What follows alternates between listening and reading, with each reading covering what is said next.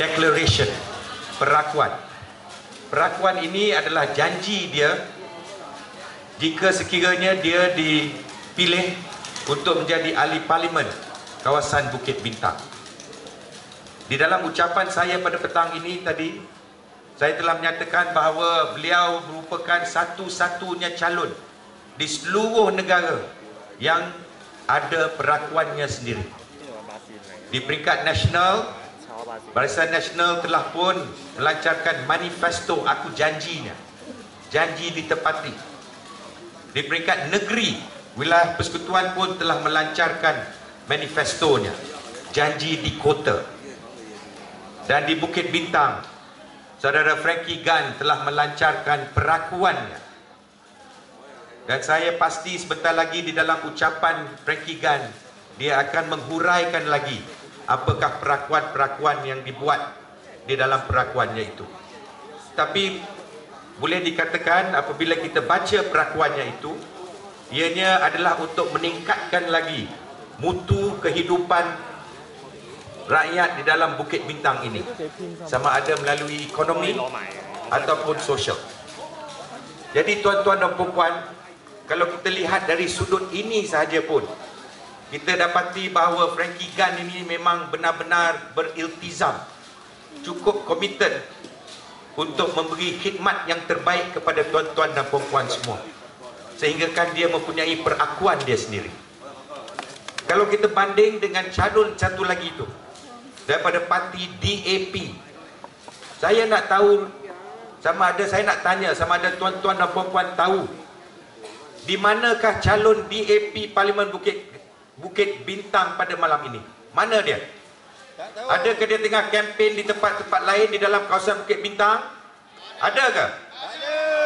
Adakah dia sedang pergi rumah ke rumah di kawasan-kawasan perumahan di dalam Bukit Bintang? Tak ada. Pergi Gelang Patah. Dia sekarang berada di Gelang Patah, Johor. Tengah membantu bosnya Lim Kit Siang untuk menang di Gelang Patah. Itu dia sekarang di sana. Tak ada di sini. Dia tak pedulikan Bukit Bintang. Dia tidak pedulikan penduduk Bukit Bintang. Dia tidak pedulikan pengundi-pengundi di Bukit Bintang. Yang dia pedulikan hanya bos dia, Lim Kit Siang, yang sedang bertanding di Gelang Patah lawan dengan Datuk Ghani Osman. Jadi apa jadi ini? Sini kita ada calon kita. Dia bersama dengan tuan-tuan dan puan-puan hingga nyanyi 3 lagu. Bukan senang tuan-tuan nak menyanyi 3 lagu. Saya nak nyanyi 1 lagu pun susah. Tapi dia boleh nyanyi 3 lagu. Bukan saja dalam Cantonese, Hakka pun boleh, Hokkien pun boleh, Fuchao pun boleh, semua pun dia boleh. Jadi saya fikirlah, kita harus fikir sama ada di mana harus kita letak undi kita pada tanggal 5 hari bulan Mei nanti. Adakah patut kita berikan kepada seorang yang ingin memberi khidmat terbaik kepada kita, ataupun kita nak memberikan undi kepada satu orang daripada parti yang tak pedulikan tuan-tuan langsung? Kalau kita lihat pada masa-masa yang lepas, berapa kali ahli Parlimen Bukit Bintang Fungkulun turun di sini untuk berjumpa dengan tuan-tuan? Tiap-tiap kali ada masalah, tuan-tuan akan berhubung dengan Frankie, tuan-tuan akan berhubung dengan UMNO, tuan-tuan akan berhubung dengan MIC atau Gerakan atau PPP. Ahli Parlimen Bukit Bintang daripada DAP yang dulu, dia tak buat apa pun. Jadi apa sebab yang kita kena sokong orang macam ini? Kita harus beri sokongan kepada orang yang menyokong kita.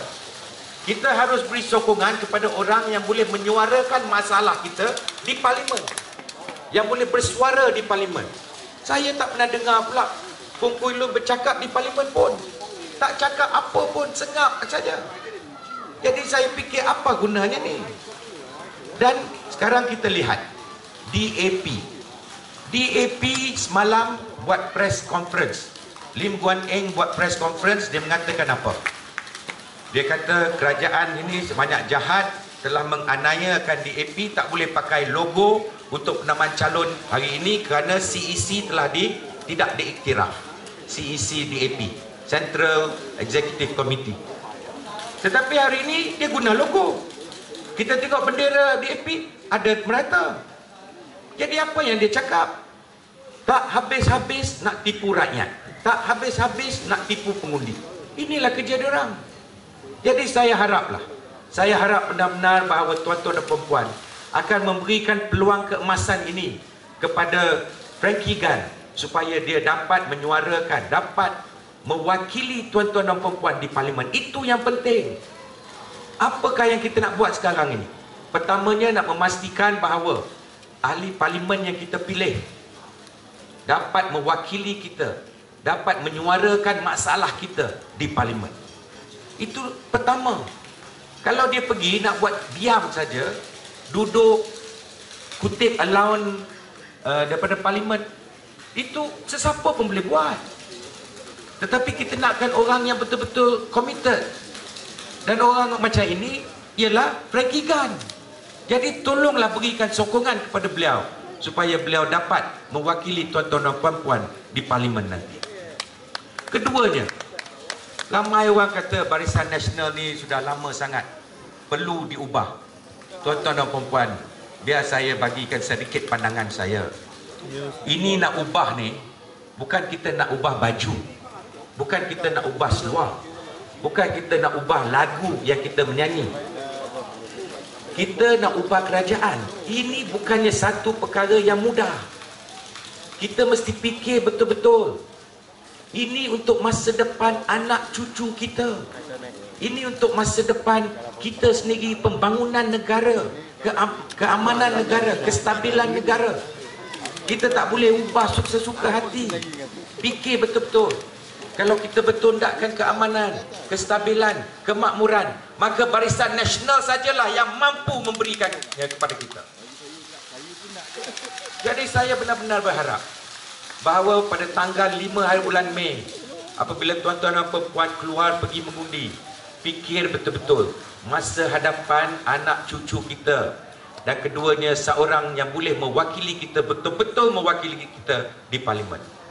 Kalau ini dua jawapannya adalah benda yang tuan-tuan dan puan-puan hendak, maka jawapannya ialah untuk memberikan undi kepada Frankie Gunn daripada Barisan Nasional. Tak ada orang lain dah. Jadi tuan-tuan dan puan-puan, dia selain daripada ada perakuan, pandai menyanyi, kejap lagi boleh dengar ceramah pun pandai. Dia boleh berucap. Saya tak fikir Pung Kuilan boleh berucap macam dia. Kalau ada di antara tuan-tuan dan puan-puan sini yang datang daripada Kelantan, dia cakap Melayu pelak Kelantan pun boleh. Dia boleh royak Kelantan pun boleh.